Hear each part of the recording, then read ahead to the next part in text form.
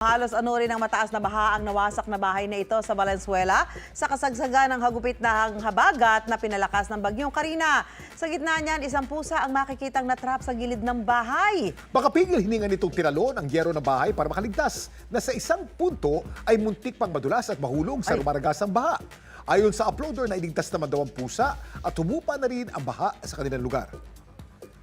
May mahigit 300,000 views na yan online.